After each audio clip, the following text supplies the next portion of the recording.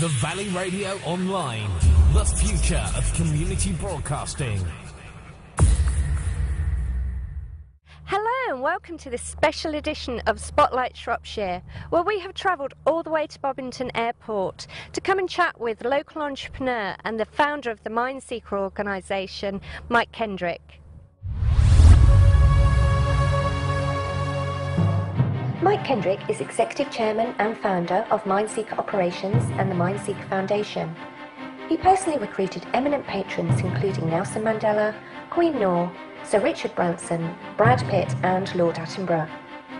After forming Lighter Than Air Limited, essentially to commercialise the potential of hot air balloons and airships, he formed the Virgin Airship and Balloon Company in 1988, which became the world's largest aerial advertising agency.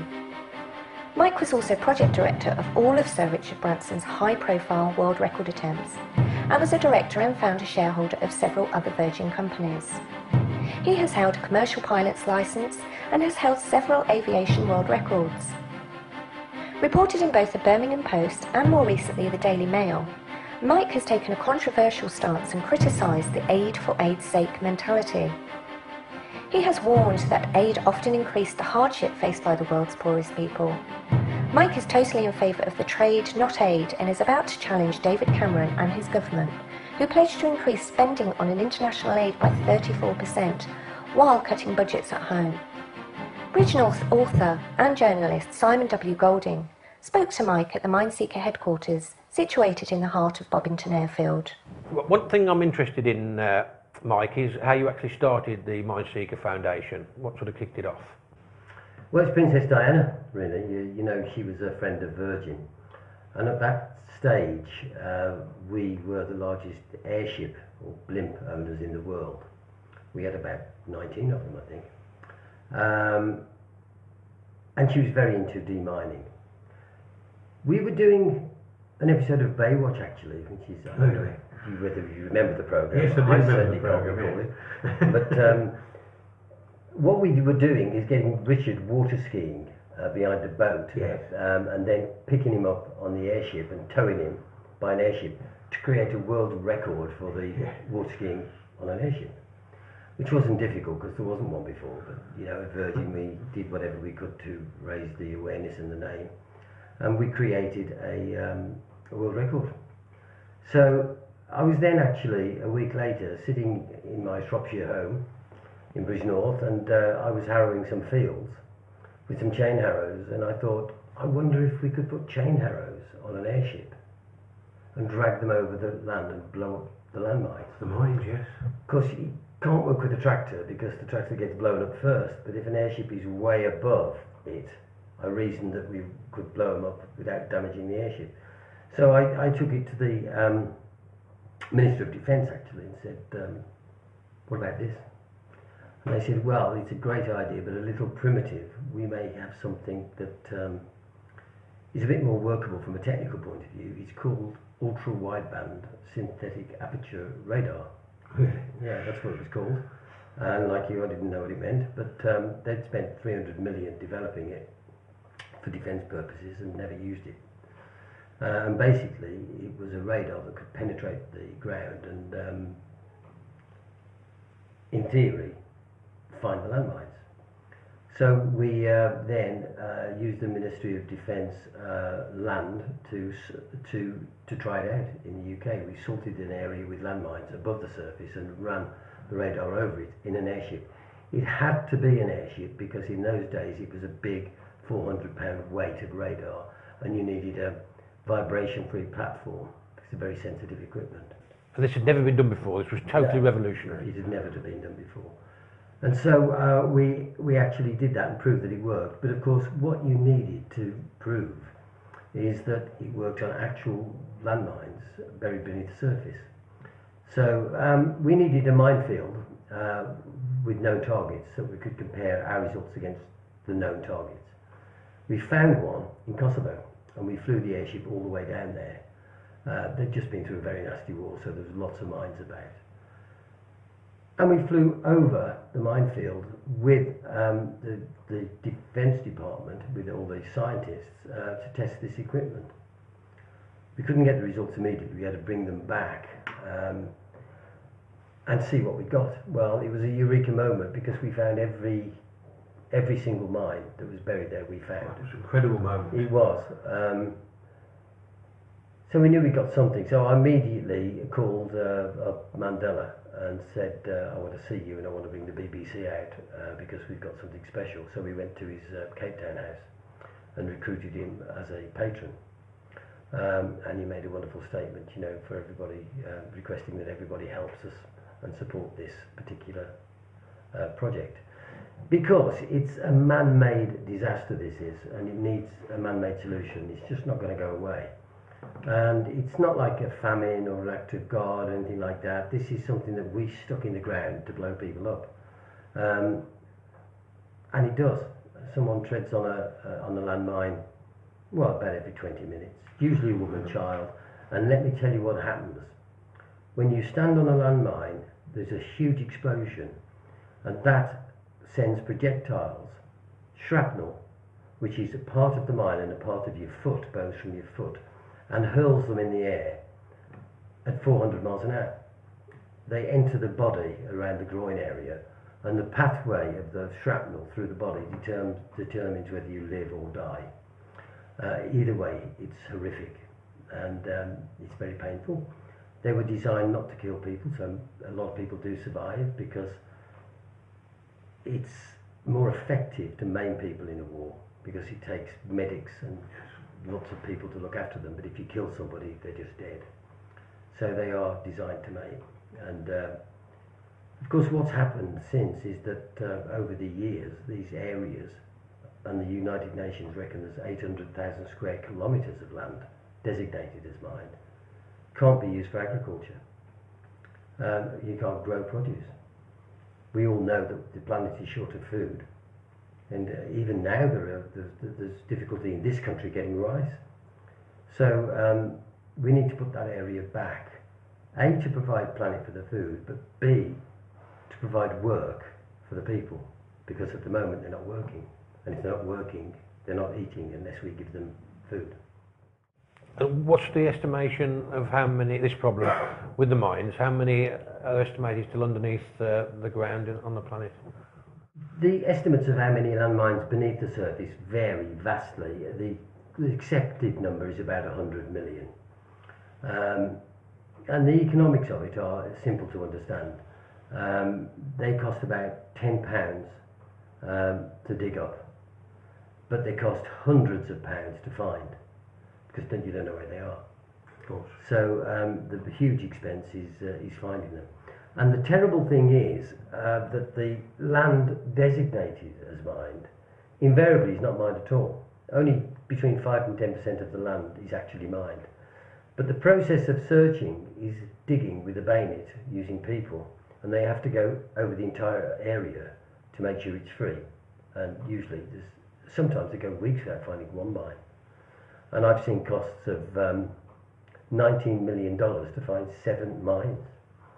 So the amount of money that this is costing is absolutely staggering. And there's more wars going on all the time. There's more going in the ground all the time. They say there's another 2 to 5 million in Iraq. Even with the treaty, it's still... Yeah. Oh, yeah, it still goes on. And who's, because I believe there's 156 signed the treaty states, but America or certain places not actually joined that treaty, or they're just reluctant? Or? Yeah, some people have decided not to join the treaty. Who knows why, but I think it's probably because if they did join the treaty, they are then responsible for finding the mines, and it's enormously expensive. That's why this technology was so important, because this technology scans the ground up to 4 square kilometres a day. That's 4 million square metres a day, you know, it can find out where the mines are. More importantly, you can find out whether mines are not, and release the land back. And release back the land. I mean, I've seen some incredible footage. As Herminio, is it one of them that sticks in my mind? A fantastic, uplifting story. How did you meet him, and how did you become to be in that place, obviously, where you were putting on prosthetic limbs, obviously? Yes, Herminio he was a little boy that came into one of our clinics in Mozambique. We got a budget to fit 49 legs on people. single and double amputees, above the knee, below the knee, you name it. We get all sorts of victims. We even have people that are blinded because some of the mines are designed not to blow your leg off but to pop in the air and blow your face off. Of course that blinds you and incapacitates you, and you need lots of health care. But Hermione was a boy whose dad brought him in, and his daddy heard about us. We hadn't made him a prosthetic limb, but when he walked in, he'd never walked in his life before because he got his leg blown off by a hand grenade actually. And how old was he then? He was one. He was just week. about to walk, but he was crawling when a hand grenade. He touched the hand grenade beneath the surface and off his leg came. So we couldn't resist it. We made him a little tiny prosthetic limb, and these people don't need parallel bars for months. They just strap them on and off they go. And he walked into my arms, took his first steps ever into my arms, and then after an hour he played football with me. One of the things I know is very important to you, Mike. One of the things you've learned through this whole experience is this aid for aid's sake, this trade rather than aid. Can you tell me a bit more about that? Yes, well, this came back from one of my early discussions with Mandela, actually. You know, he said, if you release the land, you've got a farmer then who can farm, but the problem is he doesn't know how to farm, so because he's lost all his skills. So if you give a landowner a bag of grain, he won't plant it, he'll eat it. And then the following week he'll need some more, and so will his family. And you grow a huge universe of people whose only skill in life is to sit down and wait for food. And it takes away the most basic human primal instinct of man. You know, since time began, we came out of our caves and went hunting for food to provide for our family. That's what we do. That's the instinct of a human being. We've taken that away from them, that fundamental instinct. And that's why I use the spoiled child analogy, because we've all seen children with very wealthy parents that are no use to man or beast, and they get ruined and are unable to contribute anything. Well, that's what's happened in Africa on a huge scale. We've got millions of people that just need to receive food. And the thing is, it doesn't help them. In the end, it kills more people than it saves. So I'm into a program that says we shouldn't give aid, we should give trade, which is again going back to the basic human fundamental instincts, you know, to work and provide food. So we developed an aid-free zone. And if you take our first aid-free zone in Mozambique, it's an area of coconut plantation that actually produces about 1.5 billion coconuts a year, but there's nobody there to pick them. So we've set up a factory which is now producing. It's a fully fledged factory, fully operational, that will process the coconuts and turn them into oil, and oil is saleable. But not one penny of aid will go in there. We will attract investors and we'll give them half of the business for the investment.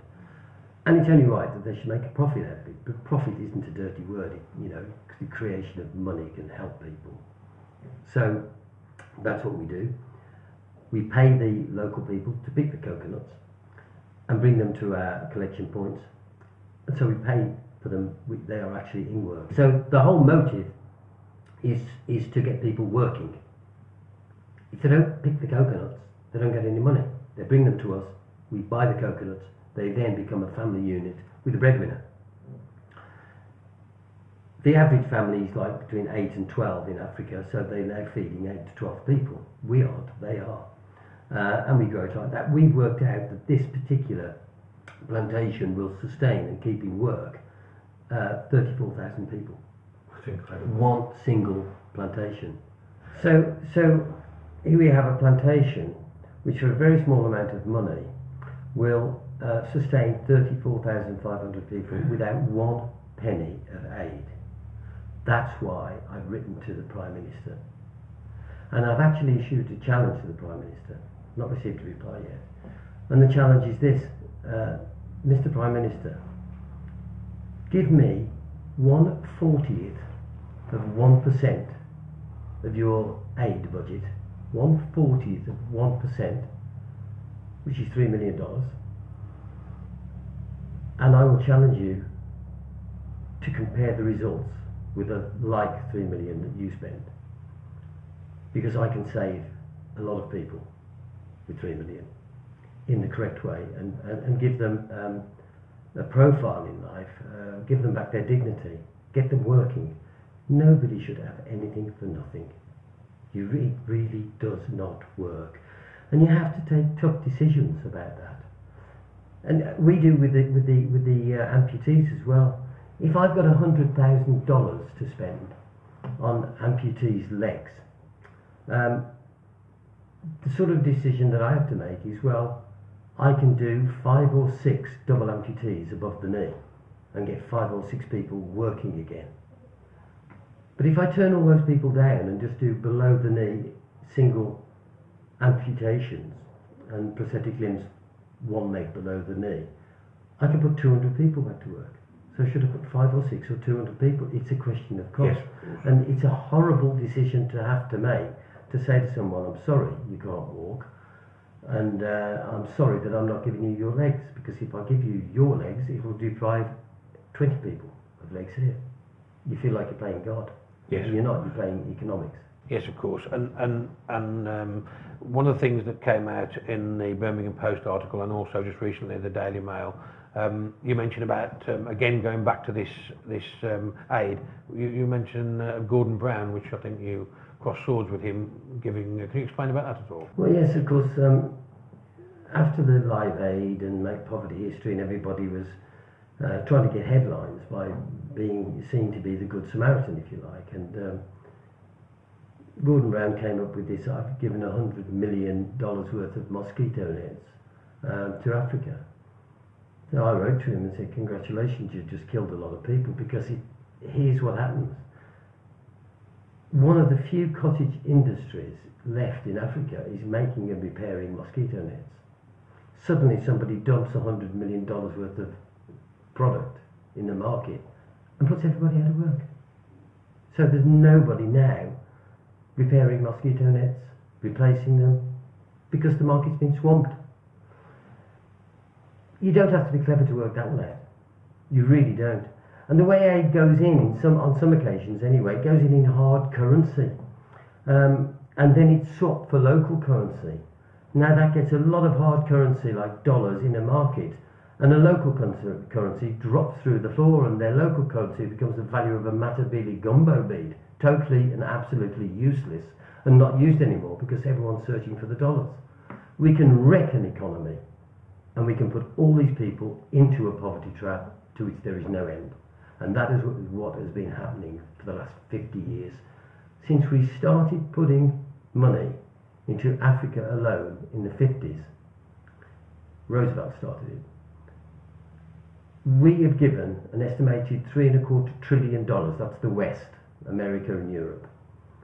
We've given $3.25 trillion to Africa. Now the average African is exactly twice as poor as he was before we started that. That is a fact. I haven't made that up, that's not my opinion, that's a fact. So it's as plain as daylight that aid does not work. It harms people.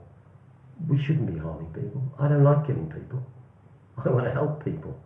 And I want to save the British taxpayer a lot of money being wasted. What can the average man in the street, average woman, do about this problem? What is your advice to them? What can they actually do themselves? They need to be very selective about how they give aid. One of the programs that we're doing on the coconut plantation is planting trees.